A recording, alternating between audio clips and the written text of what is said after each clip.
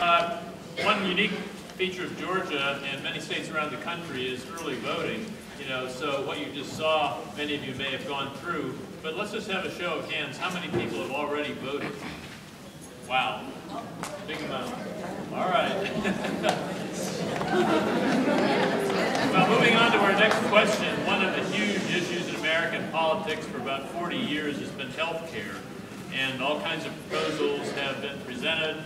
Many people have been upset by the fact that about 17% of Americans have not been covered by health insurance at all, and so it makes it for difficult situations and decisions in families. In any event, as most of you know, I'm sure, the Obama administration did get a compromise bill through. It is law now, usually called Obamacare, officially called ACA. And if you followed events last summer, basically people appealed it to the Supreme Court, and in the last decision of the year, just before the justices went on their summer vacations, they issued their ruling. And it was quite a surprise because a Republican-appointed conservative Chief Justice cast the deciding vote to uphold Obamacare, although his reasoning was different than that of the president's, and I noticed that just last week President Obama made a point about that. He still didn't understand the reasoning of Justice Roberts. So it's a huge issue, and the Republicans get the first nod on this one. As Republicans, we believe that everyone should have access to good and affordable health care. But we believe that Obamacare is not the way to do it. Now, we just don't want to repeal Obamacare. We want to replace it because our health care system does have problems. What Obamacare does is it's a government takeover of health care. The government takes over 1/6 of the American economy. That's terrible. Now, one thing we like about Obamacare is the fact that if you have a pre-existing illness, you cannot be discriminated against. That's going to help the problem a lot right there.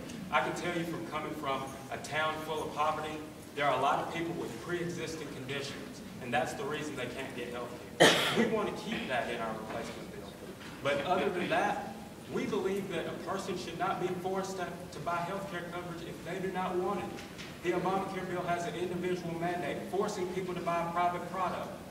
He talked about the Supreme Court ruling on it. When President Obama and the Democrats were running around trying to get support for this bill, and when they got it passed, they said that this health care bill doesn't raise any revenue. In other words, it has no tax increases. It is not a tax. But when the Supreme Court ruled on it, when Justice Roberts, a Republican-appointed justice, ruled on it, he said the only reason it is constitutional is because there are taxes in the bill.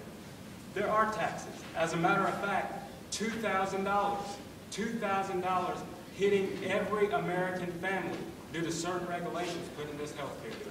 We don't want to force you to buy health care if you don't want it. We want to use market-based solutions. Like I said, we want to keep the pre-existing illnesses part of it. That's going to help a lot of people get it right there. Other than that, we want to encourage competition among healthcare agencies. Business majors, you know that when there's competition in the marketplace, you have to readjust how you run things. You have to change your cost and your prices. We want to fight for every person to have access to good, affordable health care. But we don't want the government to be in charge of it all. We do not need big government running our country because most of the time, as most of you know, government doesn't run things well. Okay.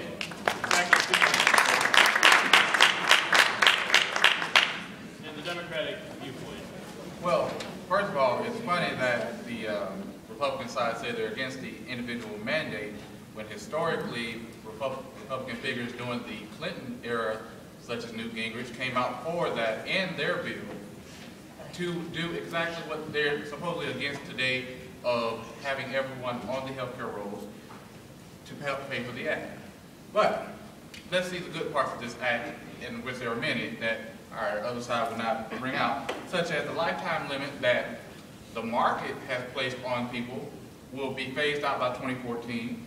Young adults can stay on to their parent plan to the age of 26, such as all of us. Insurance companies cannot, like I said, cannot die without pre-existing conditions. It saves small businesses $2,000 per individual person that they insure. And small businesses pay 4% lower in larger businesses pay 3% lower under this act. And seniors with Medicare pay for prescriptions, pay less for prescriptions because we closed the donut hole that the Republican Party created with their Medicare Part D plan under the Bush administration. And they have 50% off of name brand prescriptions. All right, your response.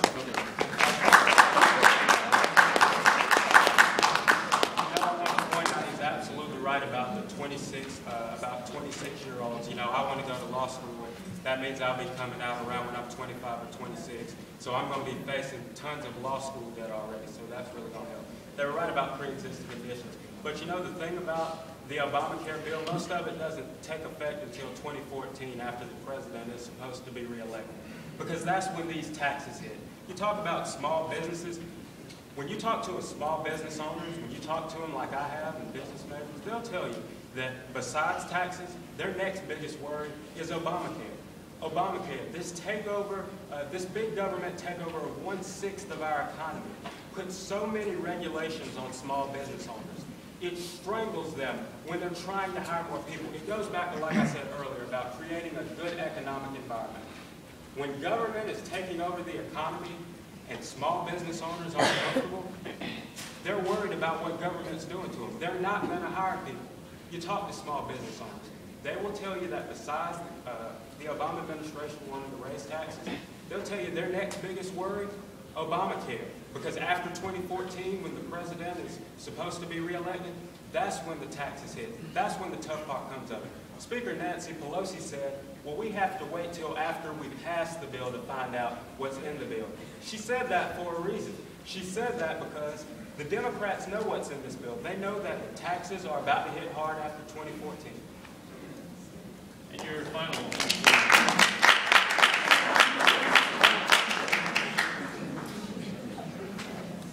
Thank you, Dr. Pearson. Sorry, I was counsel. Nancy Pelosi, to refer to my friend's comment, said that because I don't know of a person other than the select few who've read the bill cover to cover for the reason that it is hundreds and hundreds and hundreds of pages long, thousands of pages long. I just wanted to point out that fallacy. Also, provisions of Obamacare are already effective. They're already taking place, so there might be some confusion there. With Justice Roberts, everyone wants to point out, you know, he is a Supreme Court justice, conservative. Do you know why he was that swing vote to uphold this? Because he didn't want to be known as the man in history who prevented health care reform in America. We're the only industrialized country with a failing and inefficient health care. So just keep that in mind, and I'll reserve that.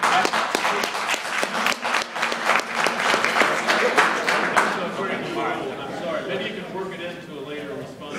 I just wanted to later question. Use your imagination. And to finish up, he stated that the market base. Basically, if we leave our lives into the our healthcare into the hands of the insurance company, that's the market. The market says that if you're costing them too much liability, drop you. We say no, not drop you, keep you, and we this plan makes it reform healthcare to where we perform more preventative care, and we base the doctor's pay on success of how you are well. And the same thing with a car. We want brakes to prevent an accident. Why don't we want that with our healthcare? Prevention from catastrophes. And also, there are many people who cannot pay. So this is a plan that makes it able to pay, and insurance companies cannot raise premiums by 10% or more without giving a due process and an adequate reason why. Okay, thank you. All right, the next question goes to the Democrats. In the 1990s, amazingly, after many years of unbalanced budgets, the budget was balanced during the Clinton administration. And of course, many hoped that that would continue. But events took over, and in the early years of the 21st century, of course, we got involved in two major and very, very costly wars. I had a book in my syllabus for the capstone course last spring about the Iraq War, and it was titled The $3 Trillion War. So anyway, what's happened, of course, is that the budget is badly unbalanced right now, and the wars are the major responsibility for it, but others, I think, up here will tell us about other causes and consequences as well. Anyway, to Democrats, what is your strategy for reducing the deficit, for moving toward a balanced budget by some year in the near future? To create a balanced budget, you have to take a balanced approach towards reducing the deficit with tax increases on high-income earners, rolling back the Bush tax cuts to its Clinton era of 39%, and to adopt the Simpson-Bowles Commission plan on deficit reduction with specific cuts to the military, health care, Medicare, Social Security, and other discretionary spending. Also, we need to reinstate pay-as-you-go, which was reinstated in 2010 as a provision in the Affordable Care Act, which states that if you increase spending, you must also increase taxes to pay for it. And if you decrease taxes, you must also decrease spending to pay for the tax decrease. Okay, the Republican response. Real quick point going back to the health care bill. She said that it was so many pages, no one knows what's in it. As a matter of fact, it's 3,000 pages, and basically you just admitted that your party passed a bill that it did not read. Actually, what happened, the bill was finalized at 2 a.m. in the morning, and it was passed at 12 o'clock the next day. So no one did read it. And when it comes to the fact of balancing the budget, look, President when it comes to the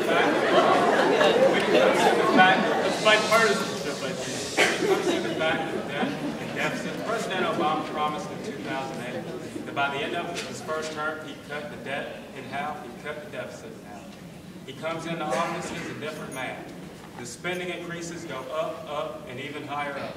We know that you can't cut debt and cut deficit by spending more and more money. Now, when President Obama presented his budget to Congress just this year in 2012, it received 0 votes in the House and in the Senate. No Republican and no Democrat voted for it. They didn't pass the budget. What they're doing is they're passing spending bill after spending bill after spending bill. What political science majors may know as is omnibus spending bill, appropriation spending. With all these wasteful projects, there's a nonpartisan group called Citizens for Government Waste.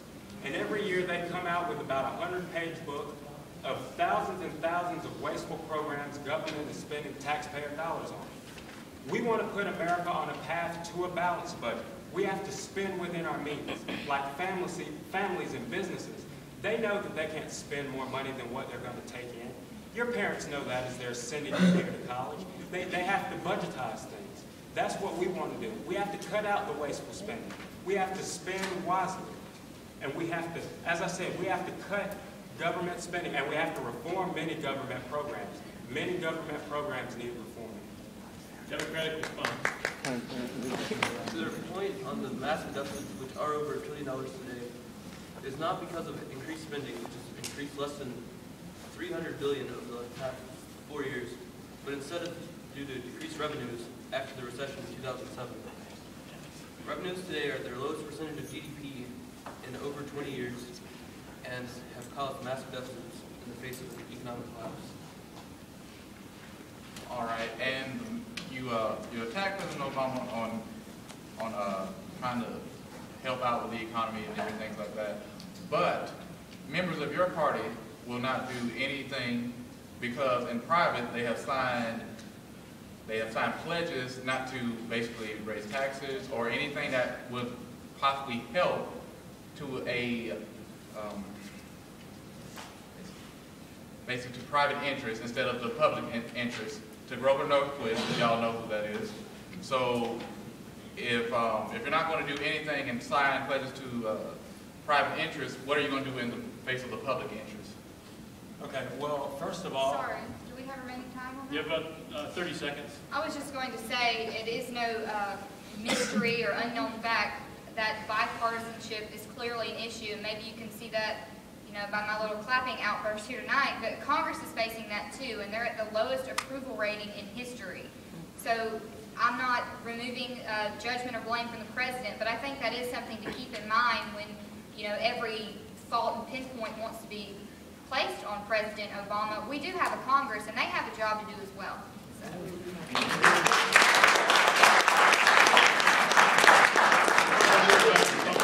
You talk about revenues being down. The reason revenue is down from the government, people don't have jobs. And when people don't have jobs, they're not paying taxes. It goes back to these tax increases you guys want. The 35% corporate tax rate, that's the highest in the world. On top of that, you want to raise taxes on the small businessmen and small businesswomen. When you put people back to work, you're expanding the tax base. More people are paying taxes. That's how government gets more revenue. Really, the Republican plan is very simple. It's simplify the tax code, okay? Cut out the loopholes that these, I guess you would call them the 1% use to be able to move their money into offshore accounts. Really, you simplify the tax code, make it plain English. You're not going to have to hire a lawyer to figure out, well, if I didn't pay this extra $5, am I going to be sent to jail? You simplify the tax code, you make sure that everyone's paying their fair share. You don't have to increase taxes anywhere. The fair share, the amount that will be brought back in by simplifying the tax code will help quite a bit, actually. It will help broaden that base, bring in more revenue for the government, and then on top of that, you bring down spending, you cut out these wasteful government programs, which Democrats are more than happy to expand upon, and eventually you will hopefully see a balanced budget. All right, at this point, I believe that Chris wants to pick up the questions. Do you want to? Yeah. Go ahead. It's a brief interlude, not as long as the previous. If you have a question that you need to get picked up, you can raise your hand, and Brittany's going to come pick it up. We got one in the back. Is that all?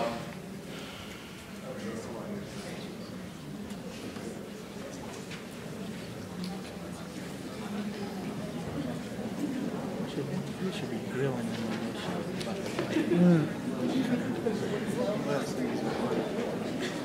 I think she's got more time. Ready? All right, that's We do these other two. I would say probably nervous.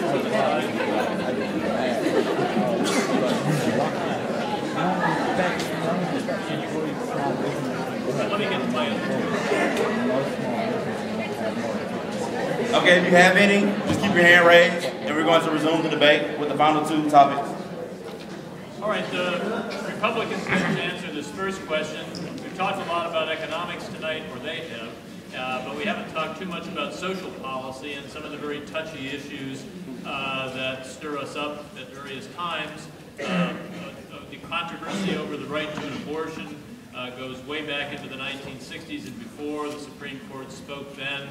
Many questions have come up about revising it. And then at the state level, we've seen many opportunities or situations where states have addressed to the matter of same-sex marriage, either for or against. So we have kind of a patchwork of practices around the country in that regard. So I'd like to hear what the Republicans have to say about those kinds of social issues, and you can address other ones if you want to add. I'm going to speak on gay marriage, and he's going to tackle the abortion issue. But when it comes to the issue of gay marriage, we believe that marriage is best when it's between one man and one woman. Look, long before government ever existed, marriage was the first institution put on the face of the earth. Marriage is the most enduring human institution, endorsed by every culture, every race, and every single religion. We need strong families in the 21st century. And we know that a way to have a strong family is by one man and one woman uniting in marriage. We believe in keeping marriage between one man and one woman. And we respect members of the LGBT community. We honestly do. But when it comes to the issue of marriage, when it comes to the fundamental issue of marriage, the first institution on the face of the earth, we believe it should remain between one man and one woman. And the response to that.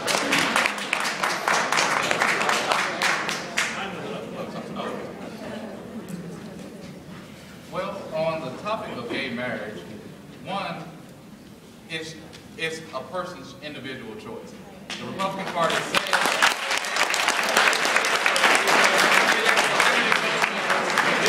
the government stop getting into people's lives, let them marry who they want to. You say you want to have strong marriages and things like that. Look at the divorce rate in America. These are people who want to love one another.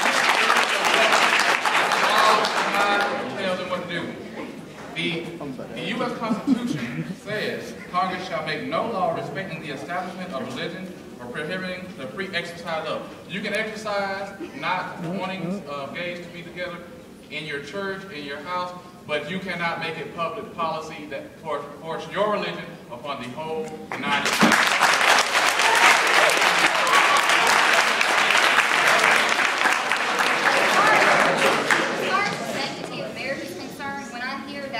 All I can think of, two things.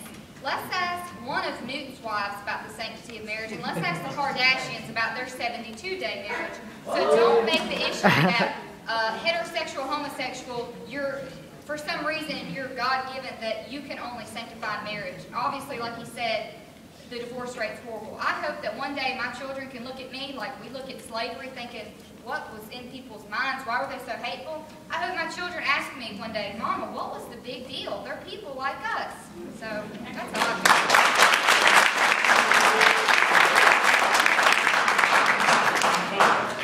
Well, now we're going to move on to the topic of abortion. One of the very first things that our founding fathers put in the Declaration of Independence was that each and every American has the right to life. Life. If you want to go by a scientific definition, well, by the first 18 weeks within the womb, a fetus can technically be defined by life. It responds to stimuli, it's growing and developing, it reacts, it's basically a scientific definition of life. However, in America, abortion is legal up to 24 weeks. That's a few weeks past that 18-week definition of life. So I guess by definition, you're taking life, you're committing murder after that 18 weeks.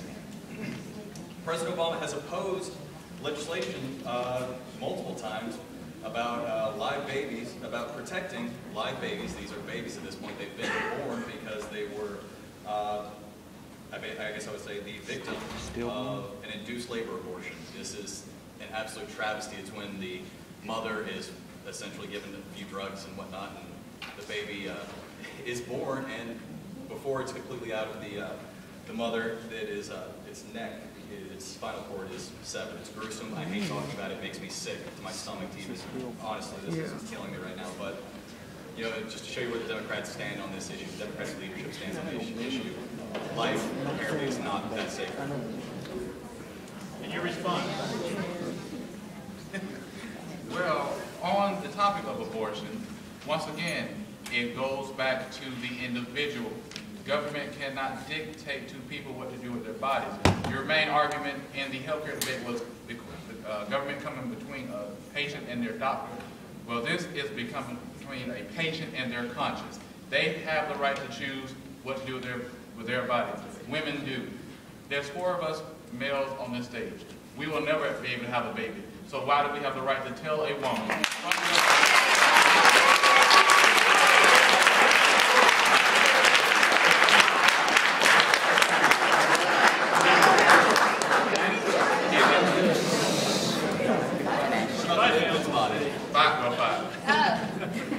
Sorry, I didn't mean to throw you off. Go ahead. But our country was founded on religious tolerance. Once again, is that a document y'all have not read or do not agree with? It's the Constitution. So the Constitution gives you the right to be an individual. Let the woman be an individual. The days of the framing of the Constitution where women didn't have rights are over. Women vote. Women have their own bodies to decide. Let them decide. Now we move on to the final question. This is kind of my baby, I guess. I said we need to have one foreign policy question, and so this is going to be it. Narrowly, the question is this: do you think the Obama administration handled the attack on the American consulate in Libya correctly, the one that led to the death of the ambassador to Libya? But more broadly, you know, President Obama received the Nobel Peace Prize at the end of his first year in office for his innovative approach. But on the other hand, Governor Romney has stated in the last several weeks, as he looks at the Middle East, kind of playing off on Obama's campaign theme of 4 years ago, hope is not a strategy. We need a strategy. So big differences. And we move to the Democrats first for some thoughts. I do agree with the way the Obama administration handled the attack in Benghazi. And I believe, just in another JFK quote, America will never strike first, but if we are attacked, we will retaliate.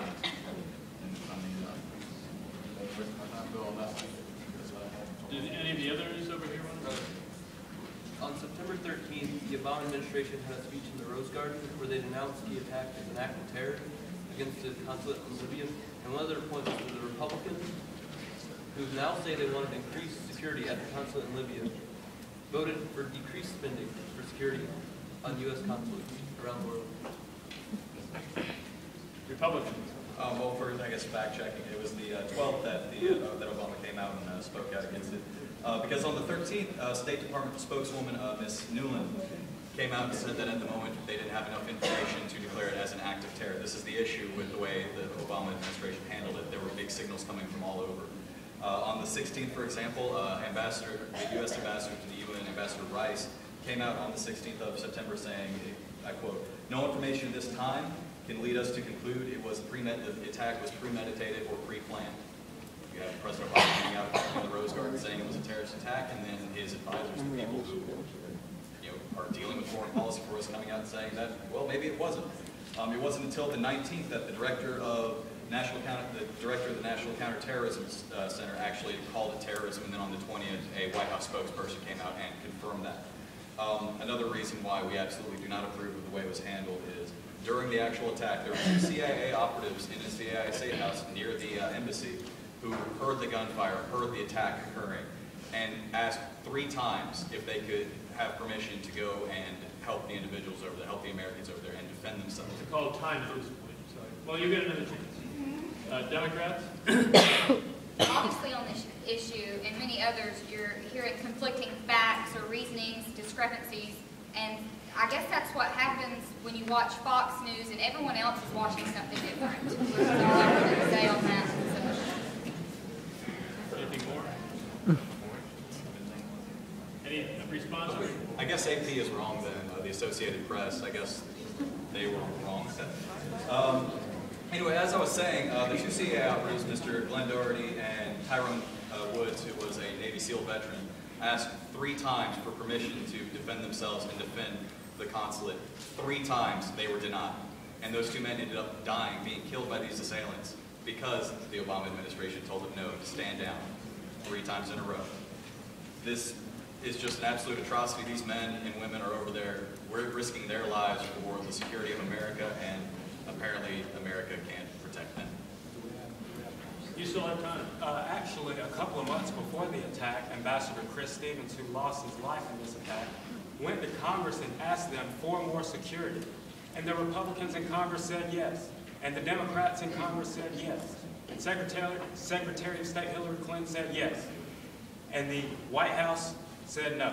I think it's crazy that our ambassador in France has more security than our ambassador in Libya. Our ambassador, who was in a hot spot during the Arab Spring, did not have more security than the ambassador of France. Well, we come to the end of this stage of the debate, and I think they've done a terrific job on both sides, and appreciate all the energetic involvement of the audience, too.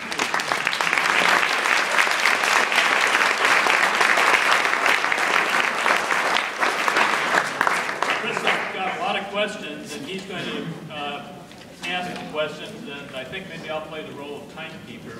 I think with so many questions, it's probably best to maybe have 1 minute per side. Is that the other one? Well, then 7 questions, maybe 2 minutes per side. That'll probably work. Yeah, that'll work. We have no time. Wait, are we doing rebuttals or just One.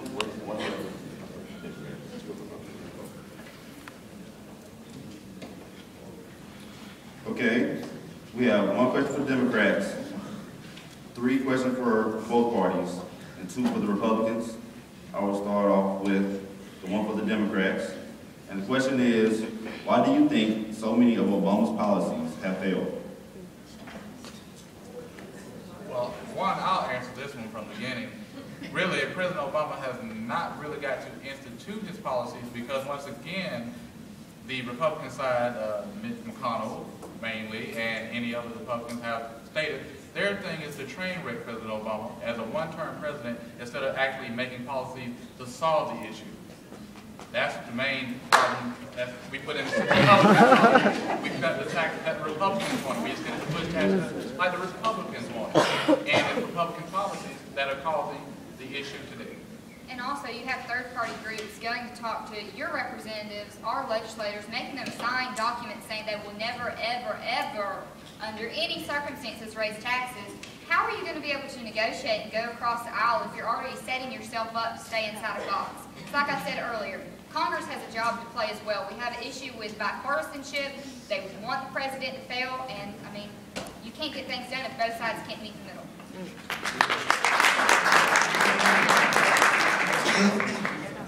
You have 1 minute rebuttal. I suppose in the 2 years that the Democrats controlled the Congress, I guess that wasn't enough time. That's really the big point there. 2 years, didn't get the job done. The American people spoke out about that and made their voices heard. You know, when President Obama went into office and he had, his party in charge of the House and Senate, the Republicans could oppose things, but they couldn't vote against it. That's how you got stimulus, health care, bank bailout, auto bailout, all these spending bills. That's how you got it. President Obama, before it was inaugurated, he said that if I can't make the economy any better in 4 years, I'm going to be a one-term president. That means President Obama has not only failed by our definition of failure, he has failed by his own definition of failure. He had his own party in office for his first 2 years, and the American people said, we're tired of the reckless spending, we're tired of you breaking your promises. They put Republicans in charge of the House of Representatives to have a check, balance the government, balance the approach. That's the time. Thank you. Okay. That was the one Democrat question. The Republican question is, what are your thoughts on the 47% and their functionalities in the government, the economy, and the social aspects of society? You have 2 minutes. Well, I guess I'm going to assume the 47% is referring to that the hidden camera video for Mitt Romney. Exactly. To put it simply, I think that that's being taken a bit out of context. Any political scientists in here who have taken political science 3100 know that they're simply demographics that are going to vote one way and demographics that are going to vote another way. I personally believe that Mitt Romney was stating obvious facts. There's obviously 47% of America that is solidly going to vote for Obama. That is a 47% that no matter how many facts and how well you debate, they're stuck voting for Obama. It's their choice. That's what he's saying by I don't need to worry about that 47%. It's campaigning, it's politics. At some point, you just got to realize where you've lost, cut your losses, and move on to the other 53% that you have to fight for. And he said that at a campaign fundraiser. If you listen to the whole video within its entirety, the whole hour, you'll understand that he's saying as far as campaigning, he realizes he's not going to get 47% of supporters, so he has to focus on the other 53%. But later on in the video, he says, when I become president, I'm going to fight for every single American, whether they vote for me or not. But in terms of the campaign, within the months that were following after the campaign, he knew he wasn't going to get 47% of voters. And so, I mean, he said that, he admitted that. Did he say it the wrong way? Yes, but he was saying that in terms of an election strategy and not a government strategy. Thank you. You have 1 minute.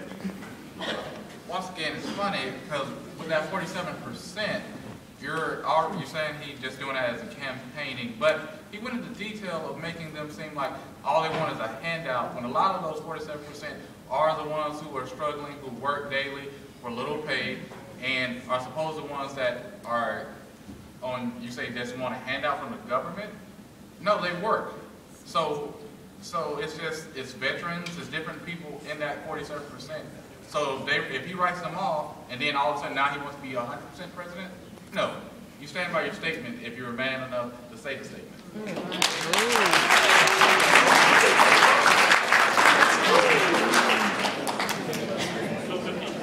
Okay, we have one more question for the Republicans. Republicans believe lowering the corporate tax rate, so corporations are small businesses. If lowering corporate tax rate creates jobs, then why under George W. Bush did he lower taxes for help for the wealthy that puts us in the recession that we're in today? Well, actually, when you talk about it in terms of the recession, it wasn't entirely the tax cuts. You know what? When you're fighting two wars, you have to find a way to fund them. On top of that, you had a housing industry that was in collapse, a bank industry that was in collapse. And I will admit that one wrong thing that George W. Bush did is he did not balance America's budget. Republican Party lost its way. They began reckless spending. There was a point in time when our country had a surplus. When George Bush entered office, our country had a surplus. He campaigned on returning that money back to the people. That's where the tax cuts come from, back to all of the people. All of the people got that tax relief back. And when, like you said, that recession, it wasn't on the blame of the tax cuts. Tax cuts create jobs. That's one reason why we're not having jobs in this country. Our taxes are too high. That 35% rate is entirely too high. One of the biggest problems was the balancing budget issue. 1 minute, yeah, maybe. Well, my Republican opponent again said the taxes are too high. But it's the same taxes because we extended the Bush tax cut in 2010, if he remembers that. So are you saying that your tax plan does not work? No, that's not. Yeah, that's what I'm starting to hear. Because your tax plan does not work. If your tax plan does not work, that means it's time to try something different. And on your point of returning the surplus to the people in the form of tax cuts, you did that in 2001. And after the Bush tax cuts in 2001, you no longer had a surplus. However, you then proposed the tax cuts in 2003 and created the deficit that we have today.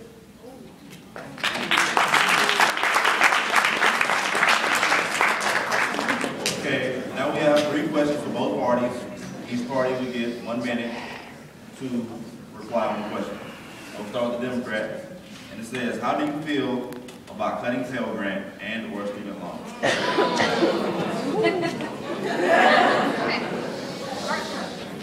Graduated 36 days, like I said. I'm graduating college with no debt. Praise the president, praise God, praise him.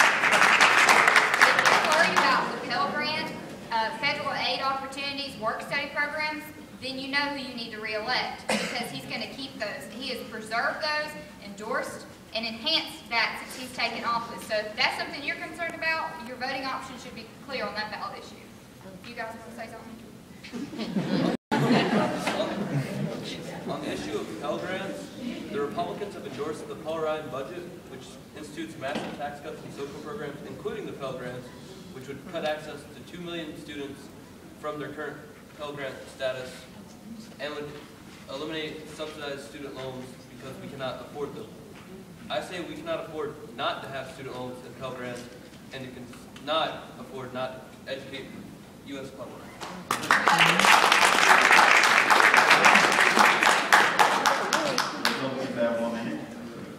Well, again, I can say that this comes back to, again, as I mentioned earlier, the whole surplus of bachelor degrees and things like that. Too many people are coming into college who just, I'm not trying to offend anyone, who probably shouldn't be here, just end up dropping out within the first year. Let me finish before you start making me seem like a bad guy. My class right now, junior class, graduating class in 2010 from high school and all that, we lost 50% of our class after our freshman year. We lost, I think we're down now to 33% of that incoming class. People are coming into college who are not cut out for college. Instead, what we should try to focus on is increasing support for community colleges and technical schools. I said this earlier. You get people coming into those jobs for plumbers and things of that nature. You'll cut down on the people who need to get the Pell Grants, make things more affordable for them to get into college, get educated, and get a proper job. It'll all come back around to help the economy and helps everybody. I'm good. Okay, thank you. We have 2 more. The next one is, how does both parties feel about war, deployment rates, and tuition assistance for veterans and current members of the military? I'll begin with the Republicans with 1 minute. How does both parties feel about war, deployment rates, and tuition assistance for veterans and current members of the military? War is a terrible thing. It's absolutely a horrible thing. I hate it. Any student of history should absolutely despise war. Nothing good can come of it. It's awful. That's about as far as I'm going to go on war. As far as supporting our veterans, we believe that we need to do all that we possibly can to support our veterans. There are many Republicans who write dozens of bills to try to help our veterans. We believe that is a huge responsibility of our entire nation to help support our veterans in any way that we possibly can, whether that be the proper health care for them in VA hospitals, also helping out with the GI Bill so that they can actually come back and get a college education. Okay. You have 1 minute. Thank you. This question hits home for me. If you know me personally, you know that my boyfriend is a senior airman in the United States Air Force, and in 2010 he did a tour in Afghanistan. He's leaving in January to go back to Kandahar, Afghanistan. So I can tell you personally, I know the support he receives from the President and acts that this administration has done. He takes classes at Georgia Military College at night, and when he leaves for his deployment in January, he already has his associate's degree with no penny out of pocket because of the GI Bill. When he's out of the Air Force, he'll still have money to put towards his master's degree or bachelor's degree. As far as war goes, I agree with what he said. It is a terrible thing. I'm glad that the President kept his word and pulled us out of Iraq, and I believe that he'll do the same in Afghanistan in the future.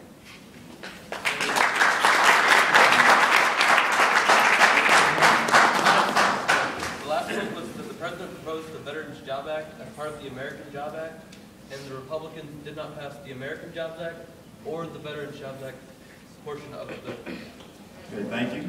This is our last question, and it's again with the Republicans. It says the majority of developed countries have governmental aid, health care, and have prospered with it. Since we already pay for health care via emergency room visits, why don't we use preventive care? Good question. I love the comments. It's great stuff. I've actually got a comment of my own from President Reagan.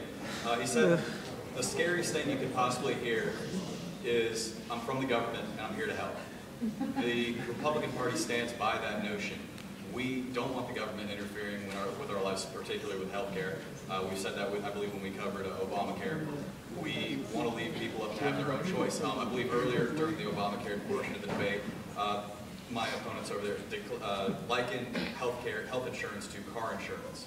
You get car insurance because if you get in a car accident, you're affecting someone else. Health insurance affects you. Car insurance affects other people. That's why car insurance is mandatory. That's not why health insurance should be mandatory. Yeah, 1 minute reply. Just to reply, there seems to be some confusion on that fallacy. The metaphor to brakes was to be preventative, which Obamacare supports as being preventative in our health care. So you don't have the ER visits. You don't have the unfortunate person with no health insurance that shows up to the doctor's office one day with stage 3 cancer. And I just want to declare of that misunderstanding, and he's going to take it from here. And you just said that car insurance affects everybody and healthcare doesn't. Once again, when someone goes to the emergency room in the current or the past system, everybody has to pay for it. Such as I go and I don't have insurance, you pay an extra $200 or so to cover my medical costs. So it does affect everyone else. It affects everyone else that went to that same hospital. My point was on preventative care, is that Obamacare definitely supports preventative care by allowing you to go to your doctor for a checkup yearly without a co-payment and provide other preventative services with no payment out of pocket. Thank you. That is the end of our open debate. Let's give them a round of applause.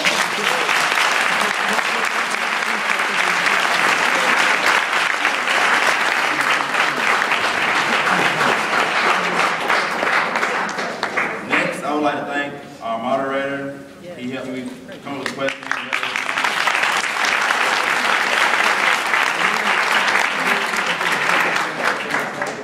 Certificate of appreciation for you, and it was actually a gift card.